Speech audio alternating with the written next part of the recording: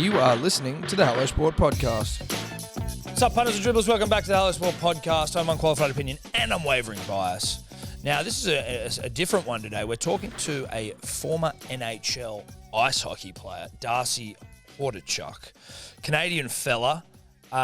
Very interesting yarn. He played ice hockey, but he was like, his role in the team was a goon, so he used to fuck people up. But he's here to promote the upcoming NHL Global Series. Now, it's taking place in Melbourne over 2 days, September 23rd and 24th. That's a Saturday and a Sunday. You got the LA Kings versus the Arizona Coyotes. We're Coyotes guys after this chat. I got to lay it all out there. I got to put it on the line. We're Coyotes guys now. But as I said, first time the NHL's ever come down to the Southern Hemisphere. It's a massive fucking game. Eddie's playing fucking videos while we're doing the intro because he's actually sitting off camera trying to order fucking burritos, right? And he just can't get off Instagram for more than 2 fucking seconds. I closed the thing and it opened. Yeah, I'm sure he And did. started playing. Yeah. And then I was trying to turn it down and I was turning it up. He's a fucking idiot. He's an absolute idiot. Well, listen, burritos take precedence. No, they do. They always have. Burritos have always taken precedence. Darcy he's a burrito guy. Darcy, a burrito guy. He's a cool dude. So tickets are now available. The website, Eddie, for the tickets. Ticket Tech. Yep. Type NHL, in Global Series, NHL. Global Series. You'll be able to find it. Ticket Tech. Ticket Tech is the place to go. Yeah. And that's Kings v Coyotes. Shout out to Darcy. Enjoy the yarn. Let's get into it. How are you doing, mate? Like, is this your first time to Australia? Yes. Yeah, it is. Yeah. First time in Sydney now. And no, it's been great. You know what? It's funny. We've been so go with all the media the last few days. I didn't realize how much we'd be doing. But now that I got a chance to kind of walk around the city, in Melbourne and see some of the different sites, I feel like in the last 2 days I've crammed in probably most tourists. Yeah. Would do in probably a month. So no, it's a cracking day for you to fly into Sydney. Was it nice to sort of see the vista? Oh my God, it was beautiful. You always hear how beautiful Australia is and how great it is. And never did I think I'd be promoting hockey down here ever, And then to find out that these guys, the promoters have been trying to get hockey down here for 10 years because people don't realize this, but the viewership is like, I think 5th in the NHL. And I think it's just a lot of expats and people that, Really? just tune in. And it was funny. I was at the comedy show last night and I was going to buy a ticket and the lady seen me wearing my Coyotes jacket. And she's like, I'm so pissed. The Canucks lost. And I'm like, what are you talking about? We're not playing the Canucks. We're here to promote the Kings. She's like, no, I watched the game yesterday or whatever. And they lost. And I was like, how crazy that we're in Australia. That is crazy. 5th, you reckon, we're Australia for viewership, eh? Yeah. Wow. So Was she Australian? The girl you're talking to? she was Australian. Really? Yeah. And then another guy, he had a shirt on it. It said Canada on it. It was kind of like a hockey jersey. And I said, hey, are you from Canada? He goes, no. He looked at me like I was an idiot. And I'm like, why are you wearing a Canada shirt that says like World Juniors on it? Like, so it's funny. You kind of get all these different pockets and, you realize when you're actually out here how beautiful it is and why so many people come here. And, we're just trying to get people to come maybe watch a game and see it live and realize, oh my God, this is such a cool sport. This is such a great sport. Definitely. Do you work with the NHL now post-career? Like, have you been able to go and promote the sport in other countries before? Or is this like a first? No, this is our first, dude. What a gig. I mean, as of 2 weeks ago, I wasn't even on the radar, and it just kind of all came together. I'm in this kind of mode where I'm just kind of traveling all over the place. I just went to Qatar and watched the World Cup and, was cheering on Canada. And now I'm like, man, life's short. Like, I want to just go travel and enjoy life. So just kind of threw it out there to the world that I want to travel more. And next thing you know, I'm representing the Phoenix Coyotes, Arizona Coyotes up in Australia. And it's crazy how life works, but I'm glad they picked me. That's crazy. So what, 2 weeks ago you weren't involved at all? Not at all. No, I think originally it was Boston and the Kings playing. Right. And then, I think there's so much excitement around the Coyotes, all these young players that they have and the speed of hockey they're playing. And I think that we just kind of made maybe a bigger push to come down here and say, hey, listen, this is our brand of hockey. We feel like it fits with what the fans are passionate about. And, they ended up picking the Coyotes, and we're all excited to showcase our team and play the Kings. So it may shock you a little bit that our hockey knowledge isn't maybe up to. Well, it's not elite. Tom. It's not elite. No. It's not elite. Our It's knowledge certainly in not many elite. things is elite. Yeah. Hockey, Hand ice up, hockey. hand up in the air. Full transparency. It's not elite knowledge, but we're here to learn. Yeah. Basically, we are here to learn. And teach our audience. Would the boys be pumped to come down to Australia for these exhibition matches? Like, would they be? Because sometimes you see like EPL teams, they seem like they're not pumped. Or Well, a lot some of players them don't skip even it, come. right? Yeah. no, 100% it's pumped. It's new. It's different. Like we got to play 82 games a season and play the same cities in all the same cities. So Yeah. you kind of know in the back of your hand, you're like, oh, let's go to this steakhouse. Oh, we've been there 300 times in the last 10 years. Yeah. So this is just new and unique. Yeah. And, the promoters that are trying to bring the team down here, they are absolutely rolling out the red carpet. So they're like, hey, if you want to golf on this golf course, this is where the President's Cup was. If you guys want to do this. So I think it's going to be a little bit of both. It's going to be fun and hockey.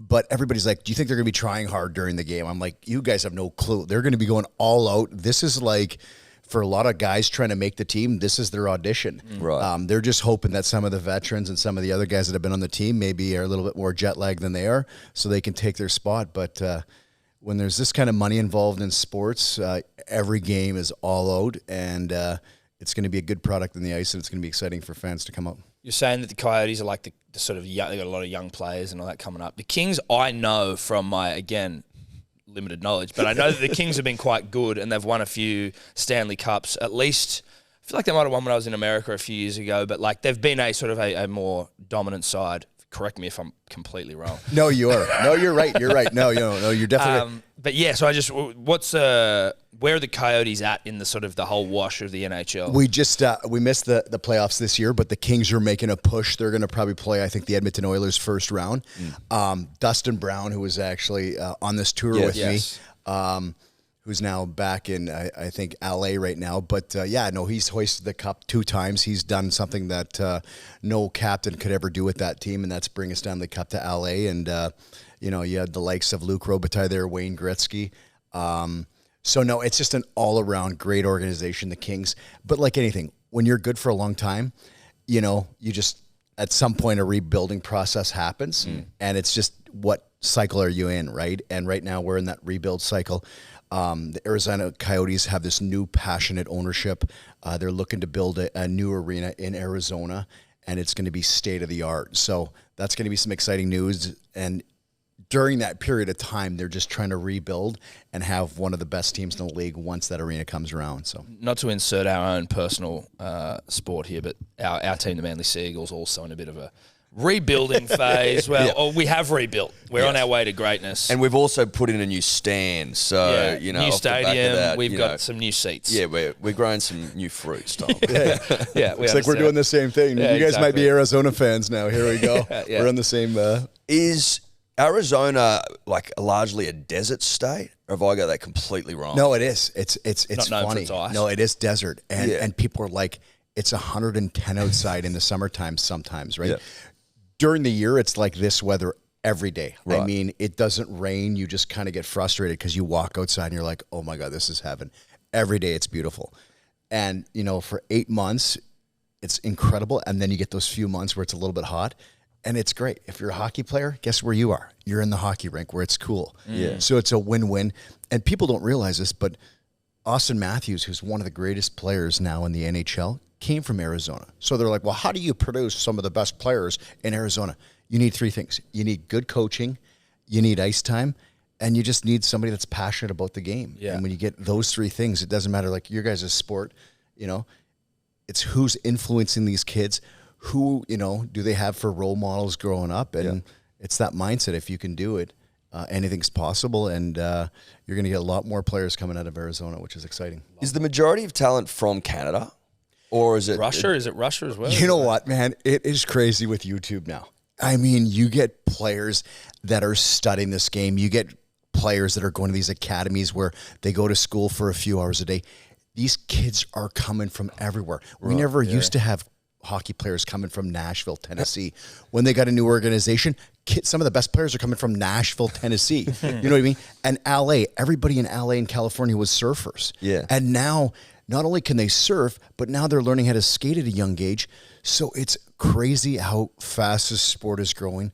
Russia, it's an easy way for those people to get out of that country, and all of a sudden it's like, hey, let's play hockey. I can move to the U.S. or Canada. Literally skate out of the country. But I mean, everybody thinks Canada's got the best hockey because they do pretty good in the championships, and so. But right now, I mean, there's so many different leagues and players that are coming from all over the world. Also, Australia. Spencer, he's with the Kings right now. This kid came from Australia, and I think he's part Japanese and part Czech Republic. He's got a little bit of everything. But how crazy, and we're going to look back in 10 years after this game, and we're going to find that there's more, kids that are going to come from Australia, and hopefully we can get them on your podcast. Yeah, definitely. Punters and dribblers, if you enjoy a little flutter of a weekend, then we've got the answer for you. Neds. Now, I can guarantee 100,000% that you're their favourite at the moment. Like, Maybe. if they're playing favourites between you and I, like favourite kid, you're their favourite. Well, they're my favourite as well. But, because you're so bad. well, listen, I'm not a fantastic punter, but I'm a responsible punter, and that's what it's about. If you're able You're to... responsibly shit. I'm responsibly incompetent at gambling in 2023. But you know what? It swings and roundabouts, and if you do it responsibly, then you're just having a bit of fun, and that's what we like to do. Now, there is a special group on the Neds app called About Even, which is the number one punting show on planet Earth. That is where the dribblers congregate to have a bit of a giggle. We share bets, we share insights, we have a good time. The promo code to join that private punting group, About Even, on the Neds app, is dribbler. So if you're a dribbler and you're not in the group About Even, passcode dribbler, are you really a dribbler? Or are you a punter? You're neither. You're neither. Punters, dribblers, make sure that if you do enjoy a flutter, you do it with us in the About Even group on the Neds app as we punt and dribble and have a good time. And I'll say it again, a responsible time. Good for you, mate. A responsible Shout out time. to you, Neds. You win some, you lose more. For free and confidential support, call the number on the screen or visit the website. So you are from Canada, you grew up there. What's it like for, I guess, like how was ice hockey sort of ingrained in you growing up? Was because you see these, you see your ice hockey movies or stories. It's like you're just skating on frozen lakes and shit. Yeah. And you're like, this is an incredible way to the ice hockey rink's ready because it's freezing. Like, is that sort of what you're? Well, it's funny since we got here, the people are always apologizing and say, hey, sorry for the weather. Sorry. And I'm like, you guys have no clue, dude. I'm from Saskatchewan, and you can't even start your car if you don't plug it in the night before. Like, it is 40 below with a wind chill. Like, your eyelashes are frozen shut. If you stick your tongue on anything metal, it is stuck on that metal item, And unfortunately, that's an allure for a young child. Is like, I'm going to see how we go. I've done it. But in Canada, the way it works is just, obviously it's cold outside. So what do? Like, with us, the prairies are all spread out. All of our towns are like 2,000, 3,000 people. And they always have 2 hockey rinks in them. That's just the easy thing to do growing up. And, in that culture, maybe there's not as much money as some other cultures. So it's just the easy thing to do. Go outside, pick up a hockey stick and go on a dugout or a pond and, play with your buddies all day and burn some energy. And, it's a little easier to do that in Canada than in Arizona or some of these California. So there is the advantage there, but it's just a cool way to grow up. Obviously, golf, we don't get the golf as much in Canada in certain places. Vancouver's different. Everybody's like, oh my God, Canada's so beautiful. But that's kind of like, Vancouver's like here. It's got the ocean, it's got the beaches. So there's different parts of Canada depending where you are.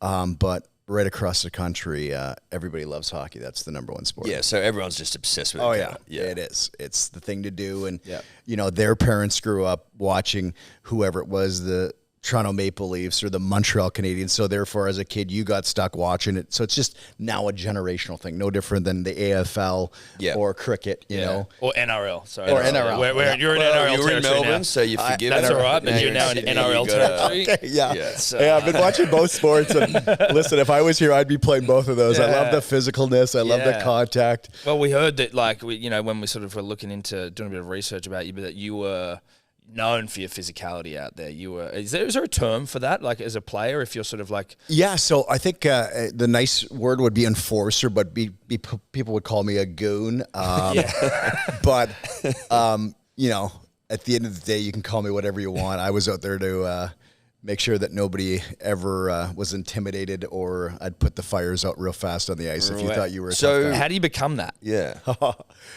Well, you got to be a little bit less talented than everybody else. No, you know what? It's just all about heart, right? At a young age, I grew up on a farm in the middle of nowhere. I'm making $10 an hour, shoveling grain, throwing hay bales. And I'm like, I'll do anything, you know. Was going to be a police officer growing up. Failed that test somehow. So I was like, you know what? My only chance is, you know, through hockey. And I just kind of said, okay, I'll do whatever it takes. And my buddy who was playing at the next level said, listen, Darcy, you're like a stock. The more you can do, the more looks you're going to get and the better chance you have of making the NHL. And when there's 4 million kids trying to make it, you got to do something different. So I was always the guy that would just stick up for my teammates. And, you know, early in your career, you take your beatings and you're like, I'll never do that again. You know, you'll take your 16 stitches and you realize, okay, that guy threw left. So then, so as you kind of go through this, you evolve. And then next thing you know, I'm training with guys like Chuck Liddell and Glover Tixter from the UFC and honing in my game. And then heavyweight champs like Michael Moore, Ray Mercer, and just like really saying, hey, I can do this, you know? And Shit. So that was the training you were doing to like to hone the physical side of you, where it was like, if anyone comes at me, I'm ready to go.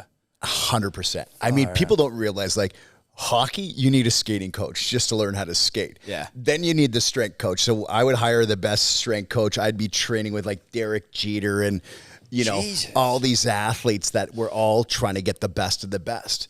So there's like 4 different things that you're trying to do to hone your game in, because I would train different than a skilled player because all he's worried about is, you know, sniping pucks from anywhere on the ice. So we all have roles. And I'll give you a little rundown about the game of hockey. So you have your first line. Everybody on the ice, there's always 6 guys on the ice. You have 3 forwards. You have your centerman and your 2 wingers, right? Those are kind of the guys that are going up and down the ice trying to put the puck in the net. Then you have your 2 D-man, right, that are kind of defending the play. And then your goalie. Anybody at any time could score goals. Now, the first line is usually your skilled line. Those are the guys that are the money makers, the studs. The second line, the same thing. Well, when a penalty happens, guess what happens? You're down. The other team's down a guy. Well, they take a combination of the 2 lines, all the best players, and now those are the guys trying to score the goal, you know, shorthanded. Well, on the other team, you have the guys that are maybe now shorthanded. Well, they're going to have their 2 players that are just good on defense, not worried about scoring goals, that are good defensive players. Well, that third, fourth line becomes, third line's a shutdown line against the other team's top line. The fourth line is what I was. Just let's go bang bodies. You scored a goal. Time for me to change the momentum. The fans are all cheering. You know, your team scored. I come up there, blow up your best player, hit anybody on the ice. And then the repercussions are their tough guy comes on the ice and says, hey, stop running around like an idiot. We got to go. Is that so? That's when the fights start. So like it's sort of 99% of the time, it's nothing to do with me. It's the other guy on the team. You know, say you start picking on him, and I would go over to you and say, dude, like, if you do that again, we're gonna go. And you'd be like, no, I don't want to fight, dude. I don't want. Yeah. Then so there'd be some guys who are like, yo, I don't need this. I don't want the heat. No, 99% of the guys, because they knew I was the heavyweight. So, like, you know who the tough guys are on every team. I mean, since 15, I've been fighting 30, 40 times a year. And then as you get older, all of a sudden now, nobody wants to fight you because they know shit's going down. Like, this is real. I'm either going to get knocked out or punched. So then, I mean, there's games like I laugh and I told coach, I can't even tie my skate. My hand's messed up from the night before. He goes, don't worry, Darcy. You're just going to sit in the bench. When the whistle blows, do a little skate around. Just because the other team wouldn't do nothing, they knew I was on the bench, you know? Oh, my God. So it's this whole kind of crazy behind the scenes. But, it was just fun. Well, so then when I go after you, guess what their bench is doing? Their bench is sending out their tough guy to come after me now. So it's this kind of like, because nothing we ever did as tough guys, we're all of a sudden putting out the fire. Like imagine going to the bar right? Everybody has that guy that's going to fight Yeah. or protect you. Yeah. That's all I did. I just protected my guys. I didn't want to fight. I didn't want nothing to do, but somebody in the group is the tough guy or sprouts off across the bar, and then all of a sudden you find yourself hiding behind the tough guy in your group, and you're like, dude, thanks. So I got a lot of thank yous. I got a lot of team dinners. I got a lot of... I bet you did. Was it a bit like Cold War-y sometimes where it's like they're tough guys skating around, that you're skating around, it's like, hey, man, like, if this fucking pops off, like, we'll send our guy, like, where nothing ends up happening violent-wise, but, like, you both teams know, like... Dude, as soon as you look at the roster the night before, you don't sleep the whole night. You're just like, oh, my God, he's 6'5". Derek Bugart, he was smashing guys. I mean, if you Google him, he was breaking guys' jaws, like collapsing orbital bones. And I'm like, oh, play Derek Bugart. So in the media, what I would do would be like, because there's everybody I fought. Some guys you're just like, well, why would I fight him? He sucks. He doesn't do anything. He doesn't hit anybody. And then the next game, Derek Bugart just crushes a guy. And I'm like, oh, I got to go.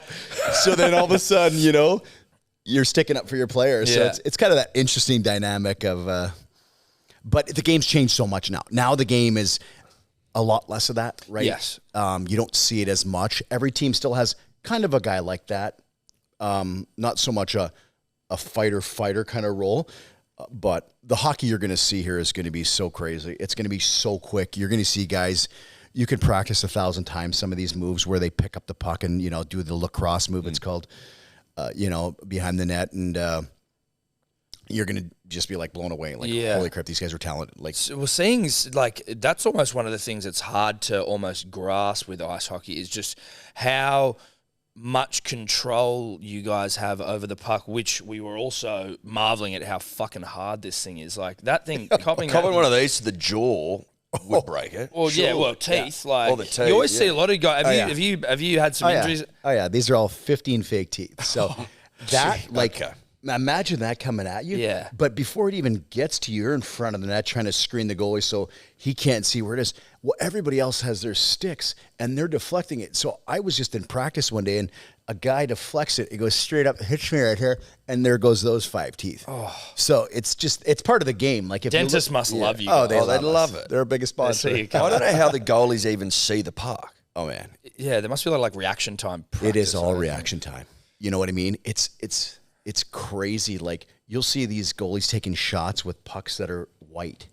Just to kind of like, right. Like so if really they're struggling, really just kind of zone in on the game. But no, like we were just fooling around. I've been out of the game and we were hitting slap shots at 90 miles an hour, and I've been out of the game for 10 years. Like these guys now are hitting the pucks at, over 110, 115. Sheesh. So imagine like you stepping out and trying to block that shot, because if you don't, you're going to hear from the coach saying, why are you doing the flamingo, which I did do once and I broke my foot. What's the flamingo? Yeah, you do the old lift the leg up and, kind of like, this is going to hurt, but boom, right there, broke my foot. So really? did that for 6 weeks. Aren't you like, I know you're wearing padding and protective gear and stuff, but like it's still, that can break your foot. Man, if you see like the shoulder pads I used to wear, it's like putting a bunny hug on.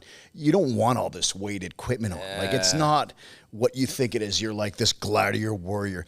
It's about being so fast out there, so quick. And no, you have the cold tub after the game for all your injuries, and you just suck it up. What's the worst injury you've had? Oh, dude, I've broken noses, broken hands. Your hands, are they pretty what sort of these state are days? they in? No, you know what? They're great. We have big hands. Yeah, They're big hands. We have such great massage therapists, and it's called ART, where we're from. Like just this deep tissue massage, and it makes such a difference if you take care of your body, and usually you don't have too many issues. So you don't have any like lingering post-career. No, I've been pretty good. That? I mean, maybe they fall asleep once in a while. Yeah. So who are the studs to look out for when the Kings and the Coyotes come down? Yeah, you know what? You're going to see Clayton Keller. He's, just a fast, skilled player out there. He's just having a career year. They signed him a long-term deal.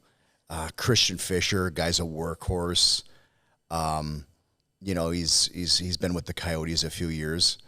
But yeah, there's so many kids right now that are just stepping up that the Coyotes never expected to and having success. And yeah, it's fun to watch. It's fun to see kind of the direction this team's going in. How much quicker is it now than when you played? Because you still, even with sort of the contemporary sports here in Australia, or the equivalent, sorry, like, you see a lot of former NRL players or AFL players who are sort of like, holy shit, the game, like I couldn't play now. Or they watch it and they're like, thank God I'm not playing now because the hits are bigger and it's faster. Like, how much quicker is it than from when you played? Yeah, you know what? Like a lot of the guys that I played with are still playing, and just talking to them. What's the difference is now there's not as much clutching and grabbing to slow guys down. Right. So it's also made it quicker. Right. So Is that a refereeing decision? Yeah, I think it was kind of a league decision wide, right? Where and now, like, before these big hits would come in, now they're calling everything. I think they're just trying to protect this generation of players a little bit more. And you see that again in sports here, where it used to just be like State of Origin, which is like a showpiece for rugby league. It was sort of 99% of the promotion was the dudes beating the shit out of each other. It was just like, but now it's all sort of like, if you're punching on, like you're sent off, or it's, It's totally, and here's the confusing part. I watch UFC and the guy just gets knocked out, doesn't even know his name. He comes back like a Chris Lieben and then wins the fight 2 minutes later after it's confusing how they're trying to make this generation a little bit softer than every other generation. And then the next thing is, like, you stand across, I think it's Dana White doing this slap contest. Oh, no. Dude. Like, I don't, like, everybody wants to see this. this More stuff. ridiculous, and this is getting... And exactly. That is ridiculous. So how in one breath over here you're saying, okay, let's take away this, but then in the next breath over here, and everybody wants to watch the UFC. It's the fastest growing sport. I think they're selling with the WWE for $32 billion. Yeah. And then over here, we're like, okay, protect yourself.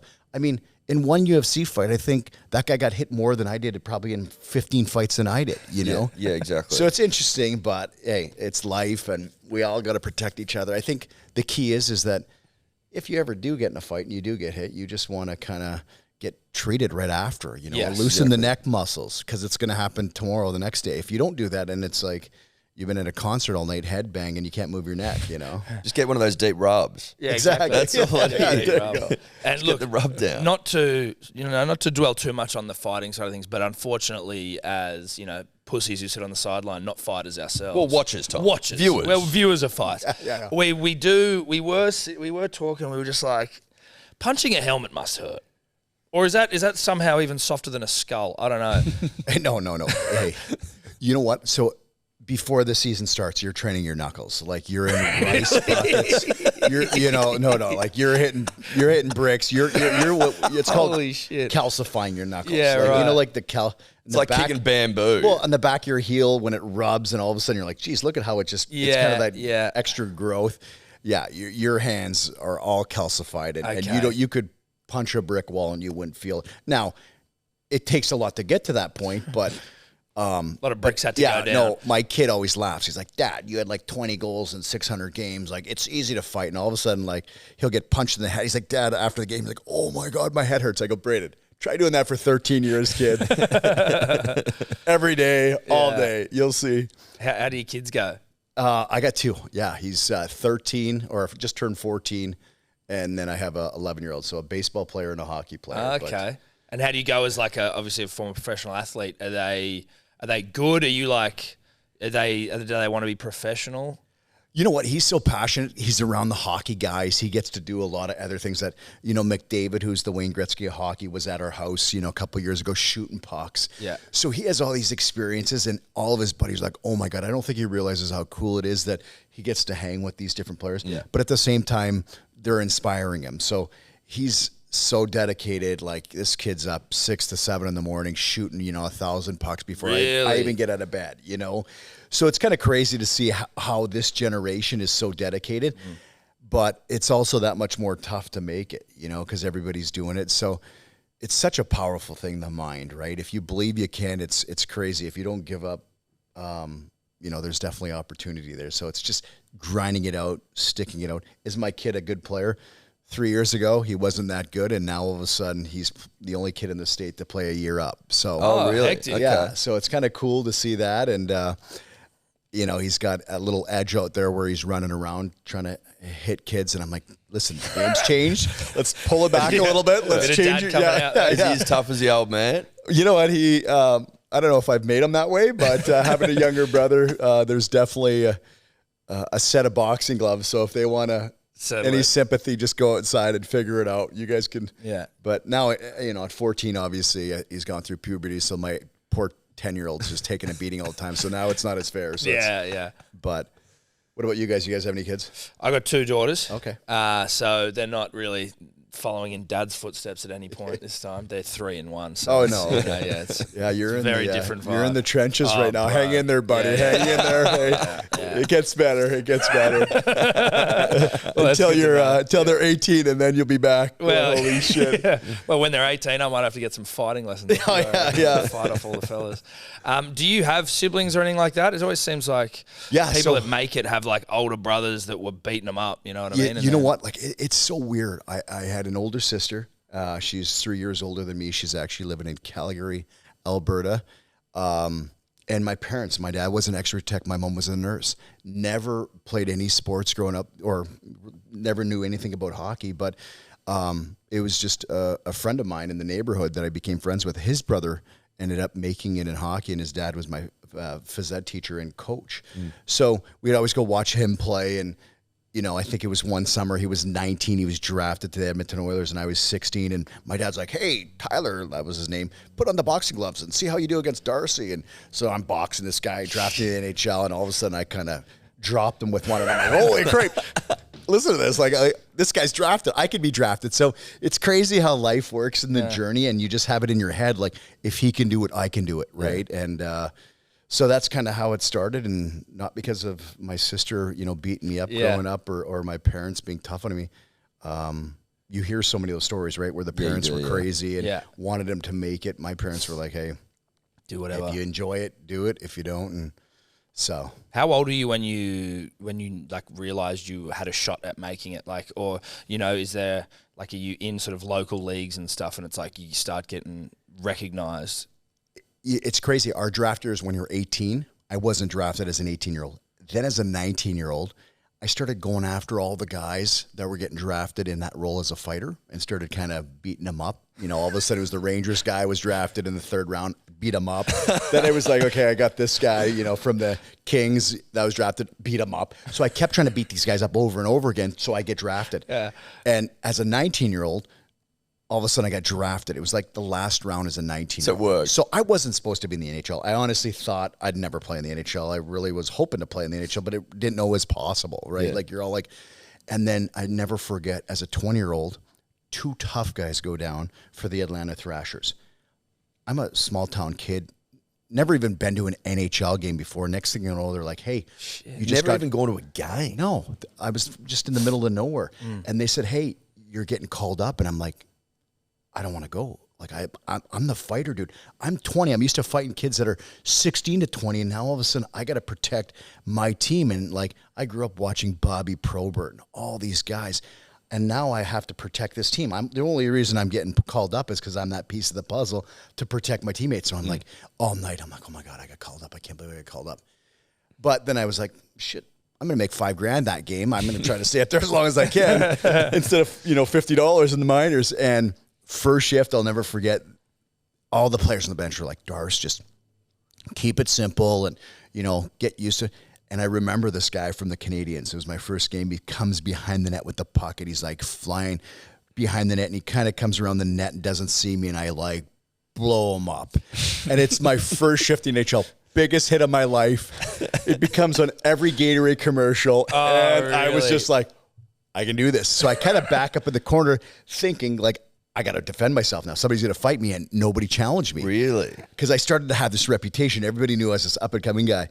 And I'm like, this is pretty cool. So then the fans, I was only supposed to get called up. That must have been like an adrenaline. Oh, it was rush. The craziest thing. Fans are cheering in Atlanta, right? Like, and I was only supposed to be called up for one game. And then I'm like, they can't send me down. Like, there was signs in the stands, Hordichucks. So I just became this kind of crazy figure in like a cult figure. Yeah. And next thing you know, they're like, Darcy, we got a photo shoot for you. I'm like, where are we? And they're like, I'm in a boxing room with gloves on. Like, because that was a new market at the same time. And just like down here, they were trying to promote it, right? Yeah. The game.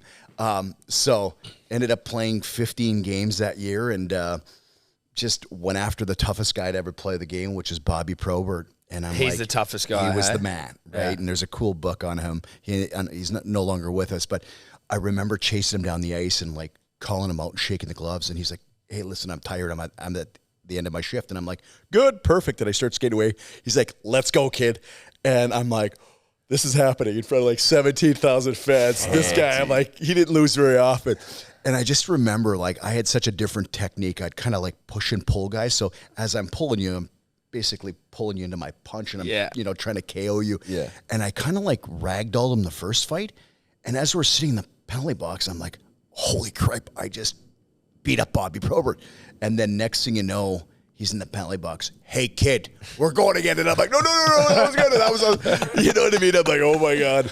And so we went again, and I didn't do as well the second time. But, I didn't like that. Yeah, No. but I kind of adopted his mentality. If I ever lost a fight, I would go next shift right after the guy, mentally, just to get it out of my system. Yeah, right. And Do you ever meet up with guys like that and trade like old war stories? you know what? I just did a charity event in Nashville for the first time. It's such a cool event. It's just a whole bunch of teams from around the country try to raise money for charity.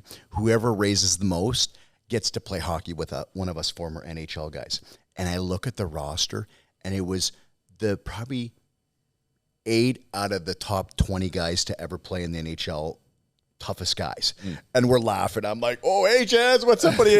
Like, hey, McGrattan, hey, Roy. And then, you know what? At the end of the day, we appreciate, we all go through the war. We know how tough that role is. There's nothing against each other. Yeah.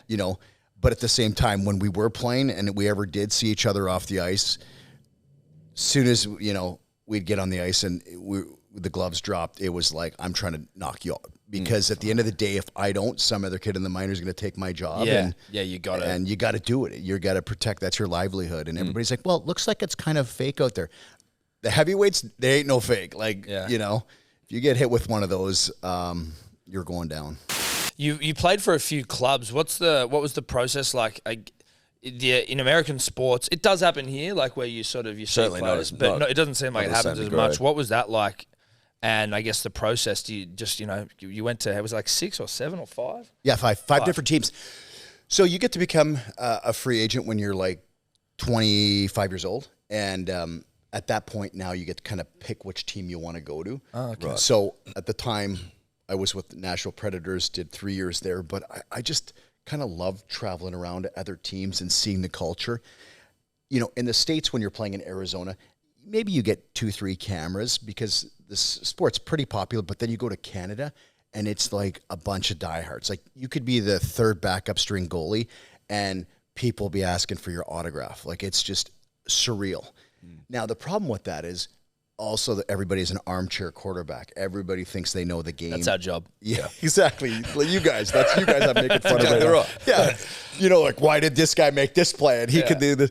Well, it puts pressure on the whole organization as a whole. When you start losing, they got to start moving guys. So you don't last long in those markets. But I wanted to go in those markets because I just wanted to experience it. Like, what does it feel like? And it was one of the greatest experiences. Like, you get everything for free. You get a free car you want to use. I'd be at weddings and, opening up gyms for Steve Nash. Like, here's one of the greatest basketball players of all time asking me to do his grand openings at his gyms in Vancouver because it's a hockey market. It's not a basketball market. Yeah. But so you get to kind of enjoy. I met, Lululemon. I got to hang out with the owner of Lulu that started Lulu. Like, we used to go to the warehouse and raid the place. Chip Wilson, who's the founder of Lululemon. I can't even believe there's a store down here. Yeah. I remember in 2008 when they were just launching the boxers, they were saying, "What do you guys think about these?" Like, we're trying them on hockey guys. We're like, "Well, why don't you do this different? We should, Yeah. And to see now the success. So you get to kind of do all these crazy experiences. Is it fun for the wives when you get traded? Is it fun for the families? Hockey guys, it's like, boom, we're on the jet, and then all of our stuff comes after, and we're playing a game. So, you get to meet other teammates. It's easier. It's tougher for the families to adapt, and the wives got to, meet all these different friends, and we're always on the road. But it's such a cool experience. It's not as glamorous as everybody thinks it is. It's like anything. It's got its ups and downs, but overall, it's a pretty cool experience. Was that your favorite team, the Canucks, to play for? You know what? I enjoyed every team that I played with a little bit different. Like Vancouver, we had some great years. Yeah. That's when we had the Olympics back then in Yes, Vancouver. yeah. So what a cool experience that was. But you know what? Like Nashville was just such a fun place. I got to know all the country singers. You know what I mean? My roommate, Jordan Tutu, was dating Kelly Pickler. And then Carrie Underwood would come to our games, and Taylor Swift would come to our games. And, so Tim McGraw. So you get to know all these different people. And Garth Brooks, next thing you know, you're hanging out at his house, listening to him, talk about music and how this song came about and the storyline behind, So it's kind of surreal when you look back. But, you realize one thing: everybody puts their pants on the same way, and they just love to have fun. Everybody loves to have fun. So Yeah, lovely. That's cool. So NFL now, is this a job you're like, hey guys, you send me wherever you want, I'll promote the sport. You just let me know. yeah, you know what? I really haven't done too much, like I said, with the NHL. I'm part of a tournament called the Phoenix Open. So if you guys ever seen The Biggest Party on Earth, I've been lucky to get into this group. There's only 55 guys that are active in this group that put on one of the world's biggest golf tournament. Oh, is that the waste management? Is that the Waste Management. Oh yeah, With the big party hole. Dude, Yeah. that's So awesome. I don't know how I got in this group. I know Ricky Fowler. I know Morgan Hoffman. One of them used to live with me. Somehow I got in the group. I'm the first NHL guy ever to get in the group. And the cool thing is now that's kind of my connection to keep me relevant. Yeah. I have the owners, of the Coyotes always coming out. I have the players always coming out. I just had this year, Joe Burrows, he came out. Hectic. Some of the greatest name, Baker Mayfield. So all these guys are calling, hey, Darce, can you get us on this famous 16th hole? Like, it doesn't matter who you are. It's impossible to get on because it's sold out for 10 years. Yeah, right. Is it really? Is it It's a 10-year waiting list. 10-year waiting list. You can't. Wow. And each suite for 4 days or 5 days is between $60,000 to $200,000. The US is just a different place, right? Wow. So now I just seen the Live is trying to bring it down here and do something similar. But if you ever get a chance, I haven't watched one hole of golf in 10 years that I've been part of this group. It is the greatest event. It is the biggest networking event you can do because everybody that's in that suite for, say, Bank of America or whatever company that is there, it's their top employees. It's their top people that they are, saying, hey, listen, you won this sales trip. So it's such a cool experience. But yeah, no, it's a fun way to stay relevant, and We'll have to the try and, NHL players. Yeah, well, always we come. know you. we Like, know we're us mates now. now, It'll be right? I'll guarantee you one up on thing. Joe If you come Burrow. down, hey, we'll get you behind the tee off box. Yeah, we love that. Is that become it's only really popped up on my radar again, not that means anything, but in the last couple of years. Doesn't mean anything. It means nothing. But the last couple of years where I've seen that 16th hole being the shit and getting all this sort of coverage. Obviously last year there was a couple of hole-in-ones, I think, and it sort of, everyone went psycho. Were you there for that? Oh, yeah. I'll show you videos. I was the one picking the beer bottles off the course. You would have seen Tiger Woods one there when he was like 20 years so ago. listen. Really? See, It's been a thing for ages, which is why when you were saying that, I'm like, yeah, you're an idiot. Yeah, You know we're what an you're idiot, talking yeah. about. Well, it's been around. This group's been around since 1937. Oh, shit. Really? Now, if you There go you back go. and Google the we'll old videos. edit this whole Couple of years question in. I'll be like, hey, waste management, right? Or something. so not 2021. So here's the cool thing. Yeah. So here's the cool thing. I'll give you a little behind the scenes. So every 2 years we rotate out of rules. So if you're in charge of the 16th hole this year, I'm your assistant. Well, everything you did, that's your mark. I want to do something totally different. So I'm like, let's blow it up and make it bigger. Let's change the color of this. So everybody in this group is type A personalities. You could throw $1 on the ground and we're all going to fight for it because we all think we can win it and do it. So this group, just crazy. You kind of get the top guys in town part of this group, and it's all for the kids. So nobody makes the money except the foundation. Yep. And that's the cool thing, is that every 2 years you rotate out of the rule, and then the tournament just gets bigger and bigger. So was the 16th hole like it is 5 years ago? No. In another 5 years, will it be as big as it is now? It'll be bigger. Yeah. Everything's bigger. Yeah. Now, people don't realize the 16th hole is now on 17. It's now on 18. It's now on 15. Like, we are building 30,000 foot suites that are so incredible. Like you think you're in the nicest restaurant in Sydney in a golf suite. It's bumped in and bumped out. Like it's not. It's temporary, or is it permanent? It's temporary. Yeah. We start setting it up in September, and February it is on. How big is the 16th hole? Like how many people does it hold? Probably over, I think, 30,000 now. Whoa. That is insane. Oh yeah. 30,000. Oh, yeah. My And they God. take it down. Yeah, that's crazy. Oh yeah, is they're popping it unbelievable. up and taking it down. So, no, it's crazy. I mean, just All this off the back of bashing people on the ice. exactly. What a life. Oh yeah, no, it's a journey. Hey, we're only guaranteed one thing in life. We're all gonna die, so you got to enjoy it, right? Absolutely. You got to surround yourself with good people, and you gotta, sometimes those things that you put off. We found out during COVID, maybe life's short. You don't want to put them off. You want to enjoy it and do it, and it's not always about money. Life, it's about networking and finding a way to get it done, and it's been a crazy journey for me as I look back and thinking a kid from Saskatchewan, small town, gets to do all this. I think my buddies back home, they're like, dude, what are you doing today? Like, where are you? I'm like, I don't even know. Yeah. Whatever I'm supposed to do, it's meant to be. I'm in Sydney. I'm about to go to the races. Exactly. Yeah. Oh, mate. Well, thanks a lot for coming in. Like, No. it's been great to talk, and obviously we're very pumped to get the ice hockey down here. I've got the dates here. I just don't want to forget them. Yeah, it's September 23rd, 24th. It's you going to be go. a back-to-back. Rod Laver. Yeah. I Rod think- Laver, Coyotes. Rod's house. Rod's house. Rod Laver. Yeah, and let's get some of these Sydney fans to jump on board and cheer on the Coyotes. And I mean, We're on Team Coyote. Yeah, we're on I think. Team Coyote. Fuck the Kings, yeah, respectfully. exactly. Like, listen, this is going to be fun. You're going to get a chance after the game probably to meet some of the players, you guys, and it's going to be such a cool experience. We are actually bringing the game of hockey from North America and that whole experience here. Yeah. We're not taking any shortcuts. We want you to feel what it feels like to be at an NHL game. So this doesn't happen very often. You guys have worked for 10 years to try to and get it get down it. here.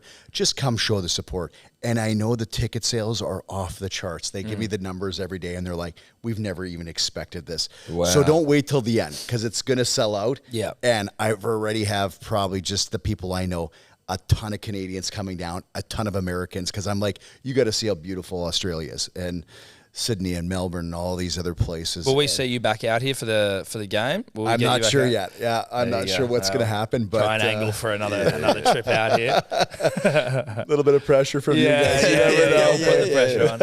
100%. And it's the first NHL game like in the Southern Hemisphere. So Yes. It's literally the first time it's come down. It's the first opportunity that anyone from this part of the world has had is. to see it. Unmissable. And people will be like, I don't understand the game. You don't need to understand the game. Yeah. You're going to appreciate how fast it is. You're going to appreciate when guys get hit. And you're going to appreciate when that puck goes barring in. That's all you have to appreciate. Mates of mine that live in the US, everyone that's been to a game says the same thing. They're like, it's unbelievable. Like, you don't have to have seen a game before to enjoy it, you know? And especially live, the fact that you Yeah. can come here live. And tickets aren't that expensive. Like, I'm just impressed at how everybody gets around their sports here. Everybody's so passionate. But I think that, if this is a success this time, it'll be fun to keep coming back and back again. And I don't even know how many people know this, but I was just at this O'Brien Ice House in Melbourne skating with some of these kids. And I'm like, this kid was better than I was when I played. I'm like, holy crap. So it is hockey. There is hockey out here. Yeah. It's just not that level of hockey that we're going to bring. Yeah. Awesome. Well, Perfect. mate, thank you very much for coming on. It's been Yeah, great to thank meet you you guys, guys. talk to you, and we look forward to Great yarn. watching them do battle. Good luck today. Love Yeah, it. good luck at the ponies. races. Yeah, we'll see. I got to cheer this horse on. Make sure it wins. Good man. Perfect. Thanks very much.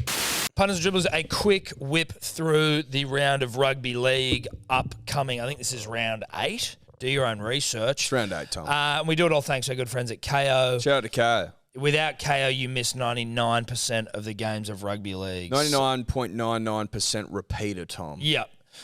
So we are going to go through and just pick our winners for the round. Whack it into a multi if you want. You don't have to, but we will be. All games live and ad-free during play on KO. I tell you what, on the other places where you find rugby league, you don't get all games and it's not ad-free during play. So, I don't know. It seems to make fucking shitloads of sense why you should have KO. First game Thursday night, Rabbitohs Panthers. Bunnies. Ooh, really? Yep. All right, I'll go with you on that. Fuck it. Bunny's missing a bit of their pack. Looks like Kolomatangi will not be playing as well as Panthers. We Havili. take that back. Yeah. We are Panthers all the way.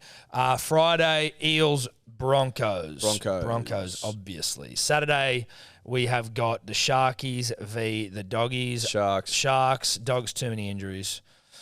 Knights, Cows. I'm going Knights. I think Cows win. Knights. I'm putting my foot down. I think the Cows win. I'm putting my foot down. I guarantee the Cows Scissors, win. paper, rock.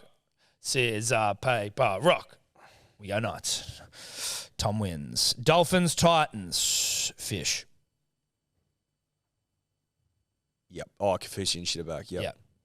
Yep. Sunday, match of the round, 4 p.m. Manly v. the West Tigers. Manly, 13 Manly, plus. 13 plus. Roosters, Dragons, Roosters. Storm, Wars. We went Wars. Yeah, Wars. I'm sticking with that. We stick with Wars. Yep. That's on Anzac Day, baby.